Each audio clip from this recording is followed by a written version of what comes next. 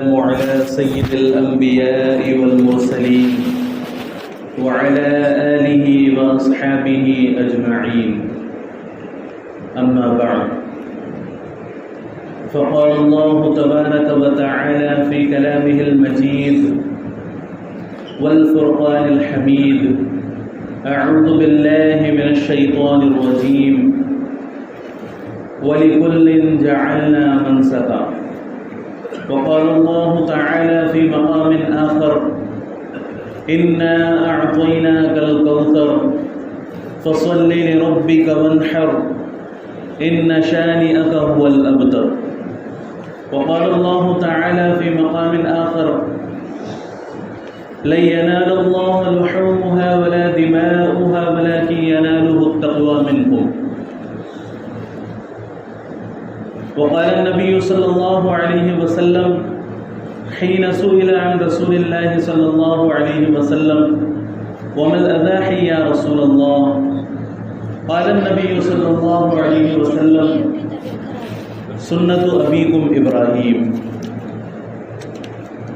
صدق الله العظيم وصدق رسوله النبي الكريم ونحن على ذلك لمن الشاهدين والشاكرين. رب اشرح لي صدري ويسر لي أمري واحلل عقدة من لساني يفقهوا قولي.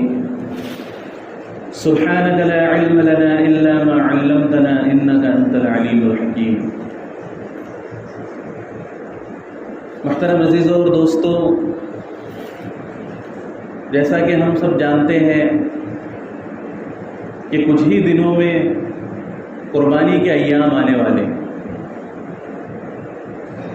اور حجاج کرام بھی حج کے لیے روانہ ہو چکے ہیں.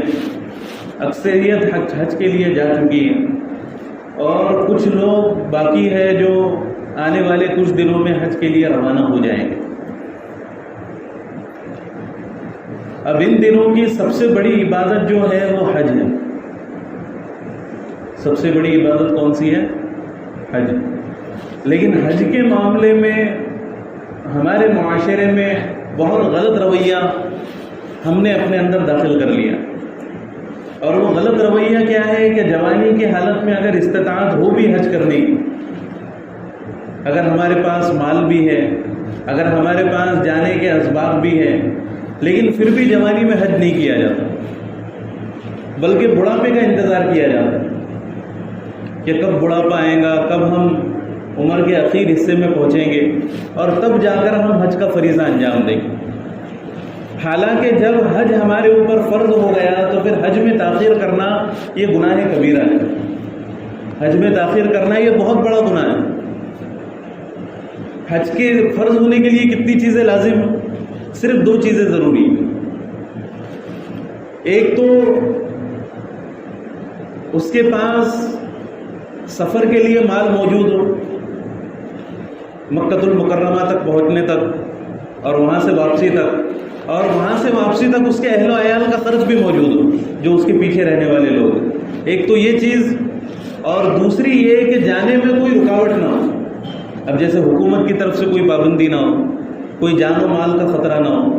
بس یہ 2 چیزیں اگر کسی کو میسر ہے، اس کے پاس جانے کی بھی سہولت ہے، اس کے پاس مال بھی موجود ہے، تو پھر اس کے اوپر حج کرنا فرض ہے. اس کے اوپر حج کے لیے جانا فرض ہے. یا پھر اگر ویزا وغیرہ کی پریشانی ہے تو کم از کم اس کی کوشش میں لگے ہوئے رہنا، یہ اس کے لیے ضروری ہے. لیکن ہم کیا کرتے ہیں کہ حج کا سرے سے ہی ہم ارادہ نہیں کرتے کہ ابھی تو یہ ذمہ داری پوری کرنی ہے، ابھی وہ ذمہ داری پوری کرنی ہے نا. ساری ذمہ داریوں سے پہلے حج کی عبادت. جب ہمارے اوپر حج فرض ہو گیا تو سب سے پہلے حج کا ادا کرنا ضروری ہے. اور اس پر بہت بڑی وعید ہے. اللہ کے نبی صلی اللہ علیہ وسلم نے فرمایا کہ جو شخص حج فرض ہو جانے کے باوجود حج نہ کرے تو ہمیں اس سے کوئی غرض نہیں کہ وہ یہودی ہو کر مرے یا نصرانی ہو کر مرے. ہمیں اس سے کوئی غرض نہیں کہ وہ یہودی ہو کر مرے یا نصرانی ہو کر مرے. یعنی اللہ کے نبی صلی اللہ علیہ وسلم نے بیزاری کا اظہار فرمایا، ایک طرح سے نفرت کا اظہار فرمایا کہ حج فرض ہونے کے باوجود بھی کوئی شخص اگر حج نہ کرے. تو لہٰذا اگر ہمارے پاس مال و اسباب موجود ہے، وسائل سفر موجود ہے، تو پھر حج کے اندر کبھی بھی تاخیر نہیں کرنی چاہیے. حج کو اپنے وقت پر بلکہ جوانی میں ادا کرنا یہ افضل ہے. جوانی میں ادا کرنا افضل ہے، کیونکہ اس میں انسان کے پاس طاقت بھی ہوتی ہے، قوت بھی ہوتی ہے. اب بڑھاپے میں گئے تو بڑھاپے میں وہاں تو پہلے سخت گرمی، اور پھر وہاں کے جو اعمال ہیں، جو ارکان ہیں، وہ مشکل، تو اس میں مشکلات پیدا ہو جاتی ہیں. کوئی بھی عمل صحیح طریقے سے نہیں کر سکتے. پھر وہاں جا کر طبیعتیں خراب ہو رہی ہیں، طبیعتیں بگڑ رہی ہیں نا. نہ جانے سے بڑھاپے میں جانا پھر بھی بہتر ہے، لیکن افضل جو حج ہے وہ جوانی کا حج ہے. تو لہٰذا سبھی عزائم کریں، سبھی ارادے کریں، جن کو بھی اللہ رب العزت نے استطاعت دی ہے کہ ہم انشاءاللہ العزیز حج کا ارادہ کریں گے. ہم انشاءاللہ العزیز حج کے لیے سفر کی کوشش کریں گے. اور دوسری جو عبادت ہے ان ایام میں وہ ہے قربانی.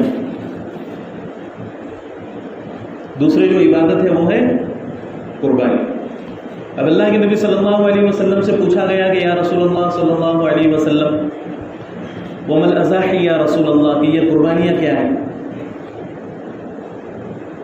تو حضرت اللہ کے نبی صلی اللہ علیہ وسلم نے فرمایا کہ سنت ابیکم ابراہیم، کہ یہ قربانی جو ہے یہ تمہارے والد حضرت ابراہیم علیہ السلام کی سنت ہے. یہ قربانی جو ہے تمہارے والد حضرت ابراہیم علیہ السلام کی سنت ہے.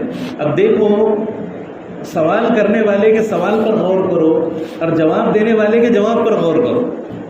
اب صحابی رسول نے پوچھا کہ یا رسول اللہ صلی اللہ علیہ وسلم قربانی کیا ہے؟ تو کیا ان صحابی کو یہ پتہ نہیں تھا کہ قربانی کسے کہتے؟ وہ تو ہر ایک کو معلوم کہ جانور کو اللہ کی رضا کے لیے ذبح کرنا اسے قربانی کہتے. تو کیا ان صحابی کو معلوم نہیں تھا؟ ان صحابی کو بھی معلوم تھا. اور رسول اللہ صلی اللہ علیہ وسلم نے بھی یہ جواب نہیں دیا کہ جانور کو ذبح کرنے کو قربانی کہتے، بلکہ رسول اللہ صلی اللہ علیہ وسلم اس سوال کی غرض کو سمجھے کہ یہ سوال پوچھنے والے کا مقصد کیا ہے. اور آپ صلی اللہ علیہ وسلم نے فرمایا کہ سنت ابیکم ابراہیم، کہ تو یہ تمہارے والد حضرت ابراہیم علیہ السلام کی سنت ہے. تو اسی ایک جملے میں اللہ کے نبی صلی اللہ علیہ وسلم نے قربانی کی روح کو بیان فرما دیا کہ قربانی کی اصل کیا ہے، قربانی کی روح کیا ہے نا. ہم جو قربانیاں کرتے ہیں تو یہ جو قربانیاں ہیں یہ فارمیلٹی والی قربانی کہ بس ایک واجب ہے ہمارے ذمے، اس کو ادا کرنا ہے نا.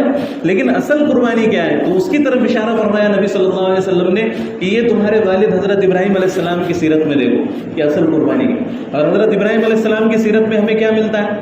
اگر ہم حضرت ابراہیم علیہ السلام کی سیرت کو دیکھتے ہیں، حضرت ابراہیم علیہ السلام کی سیرت میں اللہ رب العزت نے جو قربانی آپ سے طلب کی وہ اپنے بیٹے کی قربانی تھی. وہ کس کی قربانی تھی؟ اپنے بیٹے کی. حضرت ابراہیم علیہ السلام کو خواب نظر آیا کہ وہ اپنے بیٹے حضرت اسماعیل علیہ السلام کو ذبح کر رہے ہیں، اور یہ خواب کئی دنوں تک مسلسل نظر آتا رہا حضرت ابراہیم علیہ السلام. اب یہ پیغمبر کا خواب تھا، اور پیغمبر کا خواب بھی ایک طرح کی وحی ہوتی ہے، ایک طرح سے اللہ رب العزت کا حکم ہوتا ہے. پیغمبر کا خواب جھوٹا نہیں ہوتا. اب اگر آج ہم میں سے کوئی خواب دیکھ لے کہ بھائی میں اپنے بیٹے کو ذبح کر رہا ہوں، تو ہمارے لیے اس کی اجازت نہیں ہے، ہمارا خواب ویسے نہیں ہے. لیکن نبی کے جو خواب ہوتے ہیں وہ سچے خواب ہوتے ہیں، اس میں اللہ رب العزت کے احکامات ہوتے ہیں. اب حضرت ابراہیم علیہ السلام نے، ایک روایت میں یہ ملتا ہے کہ حضرت ابراہیم علیہ السلام نے اونٹوں کی قربانی کرنا شروع کی، اونٹوں کو قربان کرنا شروع کی کہ شاید اللہ رب العزت مجھ سے قربانی چاہتا. تو اونٹوں کی قربانی کی تو پھر وہی خواب نظر آیا، پھر لے جا کر اونٹوں کی تعداد میں اور اضافہ کیا، پھر وہی خواب نظر آیا حضرت ابراہیم علیہ السلام کو. تعداد بڑھاتے رہے لیکن پھر بھی وہی خواب نظر آیا کہ وہ حضرت اسماعیل علیہ السلام کو ذبح کر. تو حضرت ابراہیم علیہ السلام سمجھ گئے کہ اللہ رب العزت مجھ سے میرے بیٹے کی قربانی چاہتا، اللہ رب العزت مجھ سے میرے بیٹے کی قربانی چاہتا. حضرت ابراہیم علیہ السلام یہ سمجھ گئے. اب ہم اگر ہوتے تو اس میں تعویل کرنا شروع کر دیتے کہ اللہ نے سیدھے تھوڑی یہ حکم دیا. لیکن حضرت ابراہیم علیہ السلام اللہ کے خلیل تھے، اللہ کے پیغمبر تھے. انہوں نے بلا چو و چرا اس حکم کی تعمیل کرنے کا ارادہ کر لیا. اور بیٹا بھی کیسا؟ اگر حضرت ابراہیم علیہ السلام کی کثیر تعداد میں اولاد ہوتی، 10-12 بچے ہوتے یا 20-25 بچے ہوتے، اس میں سے ایک قربانی اگر مانگی جاتی تو چلو بات سمجھ میں بھی آتی. لیکن حضرت ابراہیم علیہ السلام کو جو ایک لڑکا اللہ رب العزت کی طرف سے ملا حضرت اسماعیل علیہ السلام کی صورت میں، تو وہ کس طرح حضرت ابراہیم علیہ السلام نے اللہ تعالیٰ سے مانگا، اگر اس پر بھی ہم غور و فکر کریں تو اس سے اور زیادہ ہمیں سمجھ میں آتا ہے کہ حضرت ابراہیم علیہ السلام کی کیفیت اس وقت کیا ہو۔ حضرت ابراہیم علیہ السلام کی عمر کے 85 سال گزر چکے ہیں۔ اب 85 سال یعنی یہ بڑھاپے کی بھی انتہا ہے، بڑھاپے کا بھی آخری وقت ہے 85 سال کی عمر، اور 85 سال کی عمر میں حضرت ابراہیم علیہ السلام اللہ تعالیٰ سے دعا کر رہے ہیں کہ ربی حب لی من الصالحین، کہ اے اللہ مجھے نیک صالح اولاد عطا فرما، اے اللہ مجھے نیک صالح اولاد عطا فرما۔ اب حضرت ابراہیم علیہ السلام کی دعا قبول ہوتی ہے، اور اللہ تعالیٰ قرآن مجید کے اندر فرماتے ہیں کہ فبشرناہ بغلام حلیم، کہ ہم نے حضرت ابراہیم علیہ السلام کو ایک حلیم اور ایک بردبار لڑکے کی بشارت، یعنی وہ لڑکا بھی ایسا نیک اور صالح کہ اللہ تعالیٰ خود قرآن مجید کے اندر تعریف فرما رہے ہیں کہ وہ بردبار ہے، ایک حلیم اور صالح نیک صفت لڑکے کی ہم نے حضرت ابراہیم علیہ السلام کو بشارت۔ اب حضرت ابراہیم علیہ السلام کے ہاں لڑکا پیدا ہوا بڑھاپے میں، اب جن لوگوں کو اولاد نہیں ہے یا جن لوگوں کو تاخیر سے اولاد ہوتی ہے وہ سمجھ سکتے ہیں کہ بڑھاپے کی اولاد کتنی بڑی نعمت ہوتی، جو بہت ترسنے کے بعد جن کو اولاد کی نعمت حاصل ہوتی ہے تو وہ سمجھ سکتے ہیں اگر اکلوتی اولاد ہو تو انسان اس کی ہر خواہش کو پورا کرنے کی کوشش کرتا ہے نا۔ تو حضرت ابراہیم علیہ السلام کو بڑھاپے میں اولاد کی نعمت سے اللہ نے نوازا، حضرت اسماعیل علیہ السلام کی پیدائش ہوئی۔ پھر اللہ تعالیٰ فرماتے ہیں کہ فلما بلغ معه السعی، کہ جب حضرت اسماعیل علیہ السلام چلنے پھرنے کے قابل ہو گئے، چلنے پھرنے کے قابل ہو گئے۔ جب بچہ چھوٹا ہوتا ہے، جب بچہ پیدا ہوتا ہے تو اس وقت انسان کے دل میں بچے کی اتنی زیادہ محبت نہیں ہوتی، لیکن جیسے جیسے بچہ بڑا ہوتا ہے دھیرے دھیرے جب وہ بات کرنا شروع کرتا ہے، جب وہ چلنا پھرنا شروع کرتا ہے، جب وہ کھیلنا کودنا شروع کرتا ہے، جیسے جیسے بچہ بڑا ہونا شروع ہو جاتا ہے تو ویسے ویسے اولاد کی محبت دل کے اندر اور زیادہ بڑھنا شروع ہو جاتی ہے، اور زیادہ محبت پیوست ہو جاتی ہے دل کے اندر۔ تو جب حضرت ابراہیم علیہ السلام کے لخت جگر حضرت اسماعیل علیہ السلام نے چلنا شروع کیا، حضرت ابراہیم علیہ السلام کے چھوٹے موٹے کاموں کے اندر ہاتھ بٹانا شروع کیا، تو پھر اللہ رب العزت کی طرف سے حکم آ گیا کہ اپنے بیٹے اسماعیل کو ذبح کرو، اپنے بیٹے اسماعیل کو ذبح کرو۔ اب اگر ہم ہوتے تو کہتے کہ یا اللہ جب ذبح ہی کروانا تھا، جب قربانی لینی تھی تو اولاد دی ہی کیوں؟ جب قربانی لینی تھی تو اولاد دی ہی کیوں؟ ایک تو نے بڑھاپے میں مجھے اولاد دی، اور بڑھاپے میں اولاد دینے کے بعد پھر اس کو ذبح کرنے کا حکم دیا جا رہا ہے۔ لیکن حضرت ابراہیم علیہ السلام نے ایک لفظ بھی اپنی زبان سے نہیں نکالا، بلکہ کہا کہ جب اللہ کا حکم ہے تو اس کو پورا کرنا میرے ذمے لازم ہے، اس کو پورا کرنا میرے ذمے ضروری ہے۔ یہاں تک کہ حضرت ابراہیم علیہ السلام نے اپنے بیٹے حضرت اسماعیل علیہ السلام سے پوچھا کہ یا بنی انی ارا فی المنام انی اذبحک فانظر ماذا تری، کہ اے میرے بیٹے میں نے تجھے خواب میں دیکھا ہے کہ میں تجھے ذبح کر رہا ہوں، فانظر ماذا تری، تو اس کے بارے میں اپنی رائے بتا کہ تو کیا چاہتا ہے۔ تو حضرت اسماعیل علیہ السلام پر بھی قربان جائے، حضرت اسماعیل علیہ السلام نے بھی کہا کہ یا ابت افعل ما تؤمر ستجدنی ان شاء اللہ من الصابرین، کہ اے والد محترم جس بات کا آپ کو حکم دیا گیا ہے آپ وہ کام کر گزریے، ستجدنی ان شاء اللہ من الصابرین، ان قریب آپ مجھے صبر کرنے والوں میں سے پائیں گے، ان قریب آپ مجھے صبر کرنے والوں میں سے پائیں گے، یعنی میں کوئی شور اور واویلا مچانے والا نہیں ہوں، بلکہ آپ کو جو حکم دیا گیا آپ پورا کیجیے۔ اور ساتھ ہی ساتھ حضرت اسماعیل علیہ السلام یہ بھی کہہ رہے ہیں اپنے والد محترم سے، جب ذبح کرنے کا وقت آ رہا ہے، جب میدان کے اندر پہنچے حضرت ابراہیم علیہ السلام حضرت اسماعیل علیہ السلام کو لے کر، تو حضرت اسماعیل علیہ السلام یہ بھی کہہ رہے ہیں کہ والد محترم آپ ایک کام کیجئے کہ میرا چہرہ زمین کی طرف کر دیجئے، میری پیشانی زمین پر ٹکا دیجئے۔ تو حضرت ابراہیم علیہ السلام نے فرمایا کہ کیوں؟ ان کو لگا کہ شاید ڈر کی وجہ سے حضرت اسماعیل علیہ السلام یہ کہہ رہے ہیں۔ تو حضرت اسماعیل علیہ السلام نے کہا کہ یہ میں اس وجہ سے کہہ رہا ہوں کہ میں تو ذبح ہونے کے لیے تیار ہوں، میں تو قربانی دینے کے لیے تیار ہوں، کہیں ذبح کرتے وقت میرے چہرے کو دیکھ کر آپ پر باپ کی محبت غالب نہ آ جائے، آپ پر باپ کی محبت غالب نہ آ جائے اور آپ چھری چلانا نہ چھوڑ دیں. اس وجہ سے میں یہ کہہ رہا ہوں کہ مجھے آپ پیشانی کے بل زمین پر لٹا دیں. اب حضرت ابراہیم علیہ السلام نے حضرت اسماعیل علیہ السلام کو پیشانی کے بل زمین پر لٹایا اور چھری چلا دی، لیکن اللہ رب العزت کو بیٹے کی قربانی لینا منظور نہیں تھا، بلکہ اللہ رب العزت تو دیکھنا چاہتے تھے کہ حضرت ابراہیم علیہ السلام میرے حکم کی تعمیل کرتے یا نہیں کرتے. تو اللہ رب العزت نے حضرت اسماعیل علیہ السلام کو ہٹا کر اس کی جگہ ایک ذبح عظیم کو اللہ رب العزت نے بھیج دی. روایت میں ملتا ہے کہ دمبے کو اللہ تعالیٰ نے بھیجا، لیکن صحیح بات یہ ہے کہ کہیں پر بھی اس کی وضاحت نہیں ملتی کہ کون سا جانور وہ دمبا تھا یا بھیڑ تھی یا کوئی بکری وغیرہ تھی، اس کی کوئی تفصیل نہیں ملتی. تو ایک جانور اللہ رب العزت نے بھیج دیا حضرت اسماعیل علیہ السلام کے بدلے میں جنت سے، اور وہ جانور حضرت اسماعیل علیہ السلام کی جگہ پر ذبح ہو گیا. وہ جانور حضرت اسماعیل علیہ السلام کی جگہ پر ذبح ہو گیا. اور اللہ رب العزت نے حضرت ابراہیم علیہ السلام سے کہا کہ قد صدقت الرؤیا، کہ ابراہیم تو نے خواب کو سچ کر دکھایا. انا کذالک نجزی المحسنین، بے شک ہم نیک لوگوں کے ساتھ ایسا ہی سلوک کرتے ہیں، بے شک ہم نیک لوگوں کو ایسا ہی بدلہ دیتے ہیں، ہے نا. تو حضرت ابراہیم علیہ السلام نے اپنے خواب کو سچا کر کے دکھایا.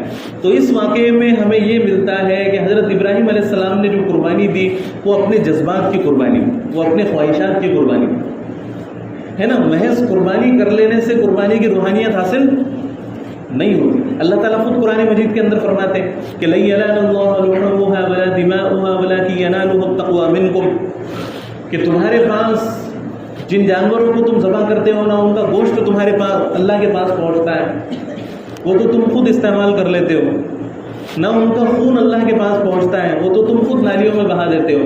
وَلَكِنْ يَنَالُهُ التَّقْوَى مِنْكُمْ، لیکن جو تمہارے دل کی کیفیت ہے وہ اللہ رب العزت کے پاس پہنچتی، وہ کیفیت اللہ رب العزت کے پاس پہنچتی ہے. تو اللہ تعالیٰ دل کی کیفیت کو دیکھتے، دل کی کیفیت کو دیکھتے. آج ہمارے معاشرے میں فیشن ہے کہ بڑے بڑے جانور خریدو، اس میں بھی کمپٹیشن ہو رہا ہے کہ میرا جانور اس سے بڑا، فلاں کا جانور اس سے بڑا.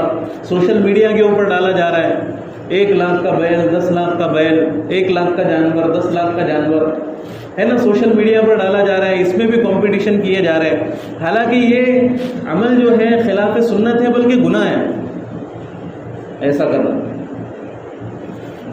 بلکہ عمل چھوٹا سا ہو لیکن اس میں دل کی کیفیت کیا ہے، اس میں کتنا خلوص ہے، وہ اللہ رب العزت دیکھتے ہیں. اسی کی بنیاد پر اللہ رب العزت قربانی کو قبول فرماتے ہیں، دل کی کیفیت کو اللہ تعالیٰ دیکھتے. تو اصل قربانی کا طریقہ یہ نہیں ہے کہ ہم حصہ لے لیں، یہ نہیں ہے کہ ہم کہیں پر جانور خرید کر چھوڑ دیں کہ بھائی میری طرف سے قربانی کر دو، بلکہ اصل قربانی کا طریقہ یہ ہے کہ ہم جانور کو بچپن سے پالیں، بچپن سے پالے، اس کی پرورش کرے، اس کو اپنے آپ سے مانوس کرے، یہاں تک کہ وہ ہماری آواز کو سننا شروع ہو جائے، ہماری باتوں کو سمجھنا شروع ہو جائے. اگر ہم اسے نام لے کر پکارے تو وہ ہمارے قریب آنا شروع ہو جائے، ایک محبت دل کے اندر پیدا ہو جائے. اور پھر اس کے بعد میں جب قربانی کا موقع آئے تو پھر اس جانور کو ذبح کیا جائے. تو پھر جب ادھر جانور کے گلے پر چھری چل رہی ہوتی ہے اور ادھر جو اس کا مالک ہوتا ہے اس کے گلے پر چھری چل رہی ہے، اس کے دل پر چھری چل رہی ہوتی ہے،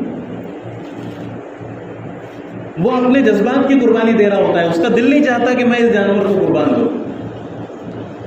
بہت سے گھر آج کے زمانے میں بھی ایسے ہیں، خاص طور سے بچوں کو بہت زیادہ محبت ہو جاتی ہے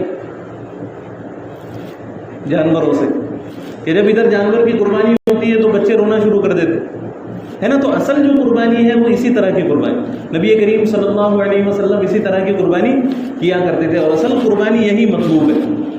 اور اگر ہم اتنا نہیں کر سکتے تو کم سے کم 2 مہینے پہلے، 3 مہینے پہلے جانور خرید کر اپنے پاس رکھیں، اور کم سے کم اس سے اس کی خدمت کرے، کچھ نہ کچھ اس سے کچھ نہ کچھ تعلق بڑھائے، اس کو کچھ نہ کچھ وقت دے اپنا.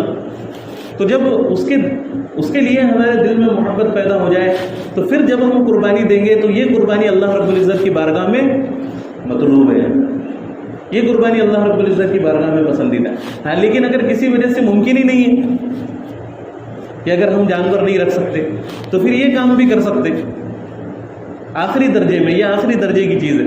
اس سے کیا ہوگا، صرف واجب ثابت ہوگا صرف ہمارا واجب ادا ہو جائے گا اور ہمیں تھوڑا بہت ثواب بھی مل جائے گا، لیکن جو اعلیٰ درجے کی عبادت ہے وہ اعلیٰ درجے کی عبادت کا ثواب ہمیں حاصل نہیں ہوگا اس عمل کے ذریعے سے۔ تو پھر آخری درجے میں اپنے اوپر جو واجب ہے اس کو ادا کرنے کے لیے یہ کام بھی کیا جا سکتا ہے کہ کہیں جانور لے لو، وہی اس کی قربانی کر لو، اور پھر یا پھر کسی جانور میں حصہ لے لو۔ اگر کسی کے پاس رقم کم ہے، بجٹ کم ہے، تو وہ یہ کام بھی کر سکتا ہے، یہ کام کرنے کی بھی گنجائش ہے صرف اس صورت میں۔ تو لہٰذا جن کے پاس بھی استطاعت ہے تو وہ صحیح طریقے سے اپنی قربانی کو کرنے کی کوشش کرے، صحیح طریقے سے اپنی قربانی کرنے کی کوشش کرے۔ اور بہت سارے لوگوں کو یہ بھی معلوم نہیں ہوتا کہ ان کے اوپر قربانی واجب ہے یا نہیں، تو یہ بھی سمجھنا ضروری ہے کہ قربانی کن لوگوں پر واجب ہے۔ تو قربانی اگر ہمیں دیکھنا ہے کہ کن لوگوں پر واجب ہے تو ہمیں اپنے مال کا حساب لگانا ہوگا۔ ہم دیکھیں گے کہ ہمارے پاس سونا کتنا ہے، ہمارے پاس چاندی کتنا ہے، ہمارے پاس تجارت کا مال کتنا ہے، یا پھر ہمارے پاس کیش رقم کتنی ہے، اور یا پھر ہمارے پاس ضرورت سے زائد مال کتنا ہے۔ اب یہ چار چیزیں تو اموال زکوٰۃ میں سے، لیکن قربانی میں ایک پانچویں چیز یہ بھی ہے کہ ہم یہ بھی دیکھیں کہ ہمارے پاس ضرورت سے زائد مال کتنا ہے، ضرورت سے زائد سامان کتنا ہے۔ اب ضرورت سے زائد کون سی چیزیں، جیسے مثال کے طور پر کوئی پلاٹ پڑا ہوا ہے، اب وہ نہ ہم نے بیچنے کی نیت سے خریدا، نہ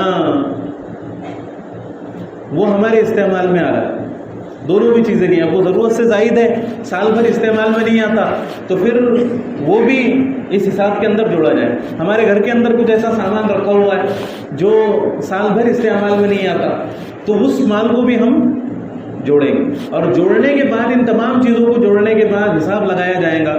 ان تمام چیزوں کو جوڑنے کے بعد اگر 52.5 تولہ چاندی کے برابر رقم بنتی ہے تو پھر قربانی واجب ہوگی۔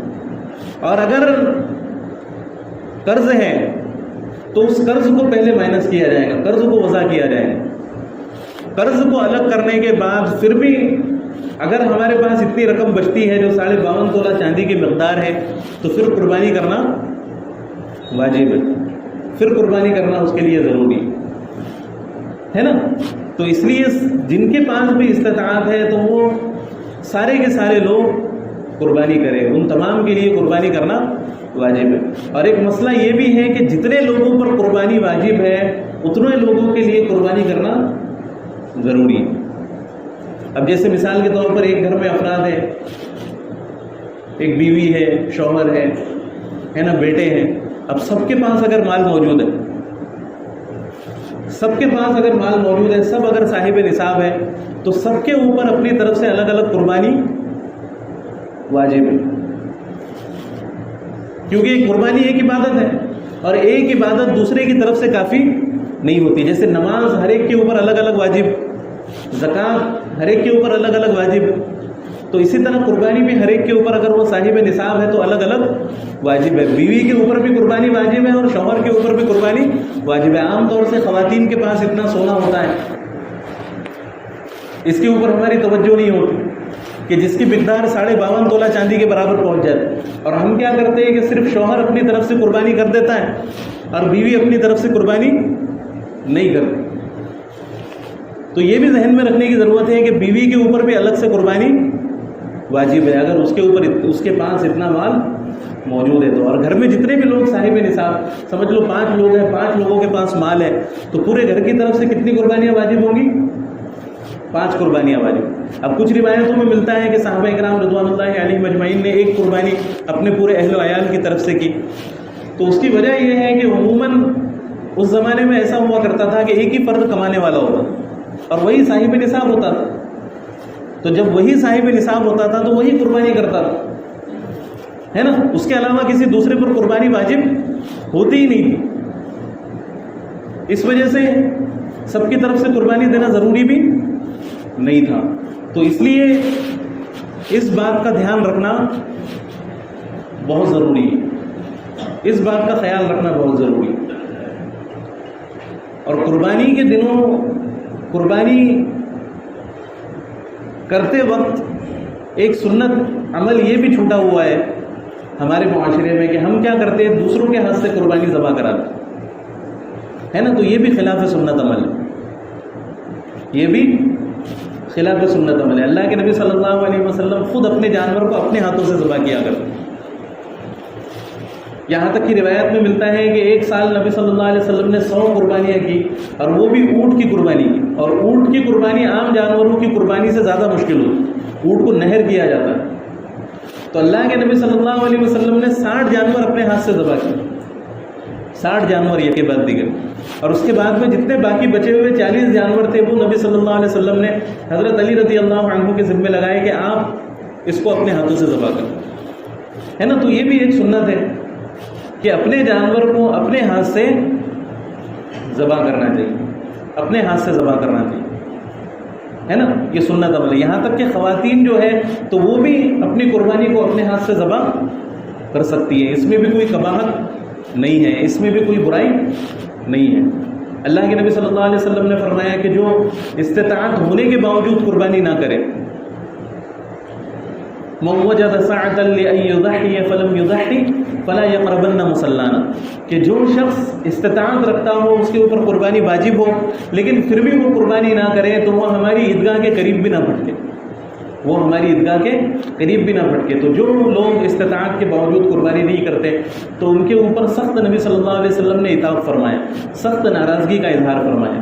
تو جن لوگوں کے اوپر بھی قربانی واجب ہے تو وہ اس کا اہتمام کرنے کی کوشش کریں۔ اور ایک اہم ترین نقطہ اور ایک اہم ترین چیز یہ ہے، ان تمام اہم باتوں کے ساتھ یہ مختصر باتیں اور وہ باتیں جو عام طور سے معلوم نہیں ہوتی، میں ان کا تذکرہ کر رہا ہوں صرف، ورنہ قربانی کے مسائل تو بہت ہے اور قربانی کے فضائل بھی بہت، اور ہم سنتے رہتے ہیں اور انشاءاللہ آگے بھی ہمارے سامنے آتے رہیں گے، ابھی کچھ دن بچے ہوئے قربانی۔ اور ایک اہم چیز یہ ہے کہ قربانی کے ایام میں ایک سب سے بڑی غلطی ہماری یہ ہوتی ہے کہ ہم قربانی کے دنوں میں گندگی کا خیال نہیں رکھتے، جیسے جانور ذبح ہوا، اس کی گندگی سڑک پر پڑی ہوئی، راستے پر اس کی گندگی پڑی ہوئی ہے نا، اس کی بدبو پھیل رہی ہے، غلاظت پھیل رہی ہے، تو حالانکہ یہ تو سخت اسلام کے خلاف عمل۔ اللہ کے نبی صلی اللہ علیہ وسلم نے فرمایا کہ اسلام کی 70 سے زیادہ شاخیں ہیں، اور سب سے افضل شاخ لا الہ الا اللہ کا کہنا ہے، اور سب سے ادنا ترین تو جو درجہ ہے ایمان کا، سب سے کم ترین جو درجہ ہے وہ یہ ہے کہ ہم تکلیف دینے والی چیزوں کو راستے سے ہٹا دیں۔ اب تکلیف دینے والی چیزوں کو راستے سے ہٹانا تو دور کی بات، ہم اگر خود راستوں پر گندگی کرنا شروع کر دیں تو یہ تو خود تکلیف پہنچانے والی بات ہوگی، یہ تو دوسروں کو تکلیف دینے والی بات ہوگی، تو یہ اتنا برا عمل ہے کہ اس سے ہماری عبادت کے ضائع ہونے کا خطرہ ہے۔ اسلام تو پاکیزگی کو پسند کرتا ہے، اللہ کے نبی صلی اللہ علیہ وسلم کی حدیث ہے کہ تنظفوا فإن الاسلام نظیف، کہ تم صاف ستھرے رہا کرو کیونکہ اسلام پاکیزگی کو پسند کرتا ہے۔ اللہ کے نبی صلی اللہ علیہ وسلم نے فرمایا کہ الطہور شطر الایمان، پاکی آدھا ایمان ہے۔ تو جس مذہب میں پاکیزگی کو آدھا ایمان قرار دیا گیا ہو، اگر اسی مذہب کے ماننے والے لوگ گندگی پھیلانا شروع کر دیں تو یہ کتنی بری بات ہے ہمارے حق میں، ہے نا۔ تو اس کا خیال رکھنا چاہیے کہ ہماری ذات سے دوسروں کو تکلیف نہ پہنچے، اور دوسروں کو تکلیف نہ پہنچے۔ ایک مرتبہ نبی کریم صلی اللہ علیہ وسلم اور صحابہ کرام جہاد کے سفر سے واپس ہو رہے تھے۔ اب جہاد کتنی بڑی عبادت، جہاد کے سفر سے واپس ہو رہے تھے تو راستے میں انہوں نے سوچا کہ ہم آرام کر لیتے ہیں۔ اب آرام کرنے کے لیے ایک جگہ پر رکے تو کچھ صحابہ کرام رضوان اللہ علیہم اجمعین نے کیا کیا کہ راستے کے بیچ میں اپنا بستر بچھا دیا اور راستے کے بیچ میں آرام کرنے لگے۔